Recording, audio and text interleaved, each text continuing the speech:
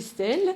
Merci d'accepter de parler de tes allaitements et bienvenue à Eleanor et aussi à Léona qui vont servir de témoignage pour nous raconter comment se sont passés tes allaitements. Raconte-nous comment tu as vécu ton premier allaitement.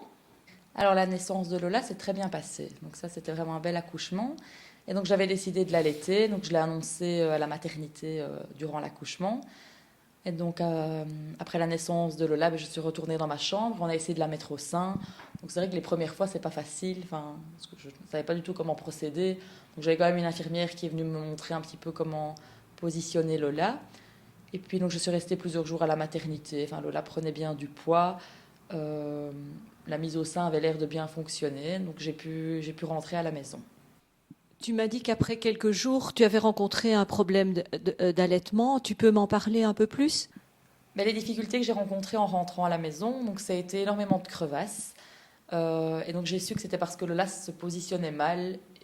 Enfin, je la positionnais mal aussi parce que je ne savais pas trop comment faire et je n'avais pas eu plus de conseils que ça. Et je n'ai pas eu de suivi à la maison par rapport à l'allaitement. J'avais une dame, donc une infirmière de l'ONE qui passait une fois semaine la peser.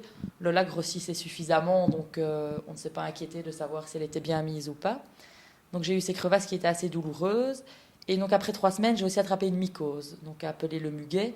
Et donc ça c'est seulement en me rendant à la consultation de l'ONE que la doctoresse m'a dit que c'était le muguet, que Lola en avait dans la bouche et moi j'en avais vraiment beaucoup sur les seins. Donc c'était tous des petits points rouges, des petits boutons. Et c'était vraiment très douloureux, c'était vraiment comme des aiguilles à chaque fois que j'allaitais. Et elle m'a dit que je devais stopper mon allaitement parce que j'allais être mise sous antibiotiques pour faire partir cette mycose. Cet arrêt non souhaité d'allaitement, comment l'as-tu vécu? Je l'ai vécu très très mal. Au début, ça a vraiment été difficile pour moi. J'ai énormément culpabilisé. Donc c'était de ma faute si l'allaitement ne fonctionnait pas et donc si je ne pouvais plus nourrir ma petite fille.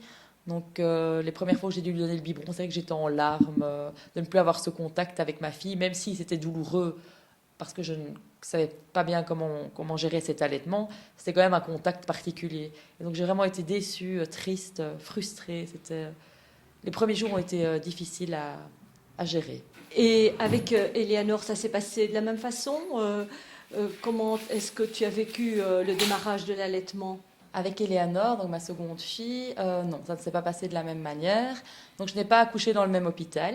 Ici, dès que Eleanor est née, donc elles me l'ont mise au sein, mais elle passait tout le temps voir si elle prenait bien le sein, si elle avait la bonne position, je la positionnais bien, si elle ouvrait correctement la bouche. Donc les 3 jours où j'ai été à la maternité, elle venait voir continuellement. Et donc voilà, là j'avais un suivi à l'hôpital quand même assez régulier. Ça m'encourageait aussi, ça me rassurait de voir que ça se passait bien. Est-ce que tu as rencontré des difficultés lors de ce démarrage d'allaitement?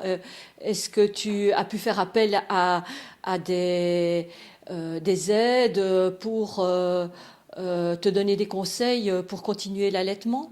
Alors j'ai rencontré quand même une petite difficulté avec Eleanor, c'est que de retour à la maison, donc j'ai eu un suivi par contre par une sage-femme donc, qui venait tout au départ, elle est venue le lendemain de ma sortie de la maternité.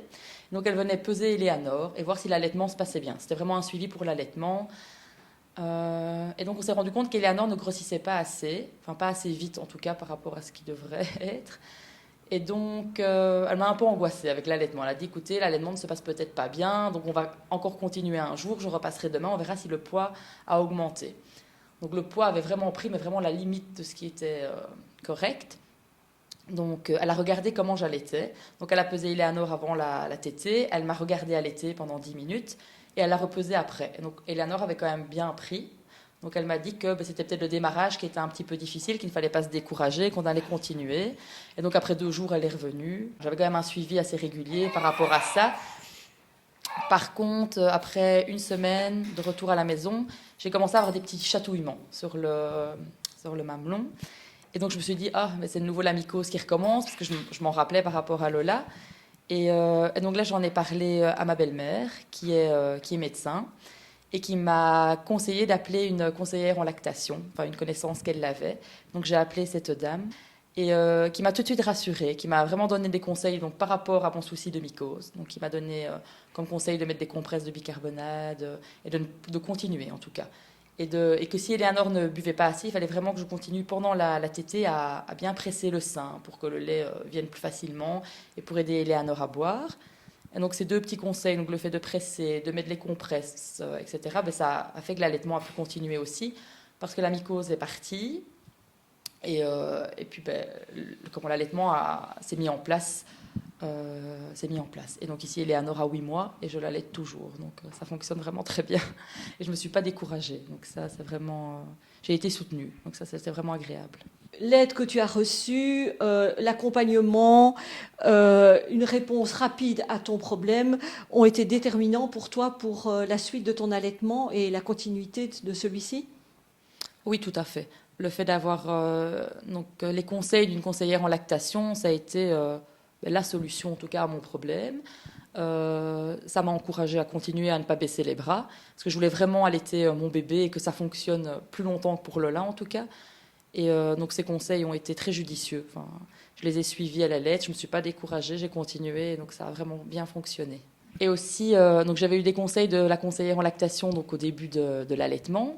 Et à 5 mois et demi Eleanor avait 5 mois et demi, j'ai recontacté cette dame parce que je devais recommencer à travailler et donc Eleanor devait rentrer à la crèche. Le souci, c'est qu'elle n'acceptait pas le biberon. Donc je devais tirer mon lait. Enfin, on m'avait conseillé de tirer mon lait et de lui donner au biberon pour l'habituer avant de rentrer à la crèche, mais elle n'acceptait pas le biberon. Et donc moi, culpabilisant, j'ai continué à la mettre au sein. Je me suis dit, tant pis, on verra bien. Et donc la conseillère en lactation m'a dit de ne pas m'inquiéter, que si elle n'acceptait pas le biberon, elle prendrait peut-être la cuillère ou le gobelet, que je ne devais pas m'inquiéter avec ça maintenant, vraiment continuer mon allaitement et d'en parler aussi à la crèche, de voir à la crèche comment elles allaient réagir. Et à la crèche, elles ont été très compréhensives. Donc Eleanor a commencé la crèche. Au début, elle lui donnait du lait à la petite cuillère, puis au gobelet. Et maintenant qu'elle est un peu plus grande, elle n'a plus besoin de lait pendant la journée. Donc ça s'est très bien passé en fait. Mais le fait d'avoir de nouveau ces conseils m'ont vraiment rassurée. Que dirais-tu aux mamans pour les encourager à demander de l'aide en cas de problème? Je dirais aux mamans déjà de ne pas avoir peur de demander de l'aide. Si elles sentent que quelque chose ne fonctionne pas, appeler la maternité pour peut-être avoir le numéro d'une conseillère en lactation si elles n'en connaissent pas. D'en parler autour d'elles. Si elles connaissent une sage-femme, de parler des difficultés.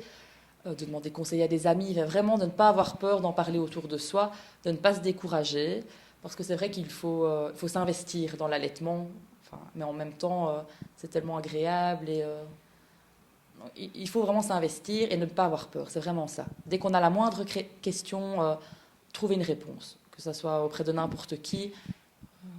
Il y a des sites aussi, je pense, où elles peuvent se renseigner et vraiment chercher des réponses et continuer et ne pas se décourager. Dis-nous en quelques mots ce que tu ressens quand tu allaites Eleanor. Alors, quand j'allaite Eleanor, c'est merveilleux. C'est un moment privilégié avec mon bébé. C'est comme un gros câlin. On est vraiment toutes les deux dans une petite bulle. C'est agréable de voir qu'elle me reconnaît, elle me ressent et qu'elle a besoin de ce moment aussi. Et moi, j'ai besoin de ce moment avec elle. C'est fantastique. Je le conseille vraiment à toutes les personnes qui ont envie d'allaiter, de partager ces instants avec leurs enfants, même si parfois on est fatigué, c'est difficile. Enfin, il faut s'investir. Ça en vaut la peine. C'est vraiment. Je suis même fière de pouvoir allaiter mon bébé, la nourrir, la voir grandir. C'est des moments merveilleux. C'est vraiment merveilleux.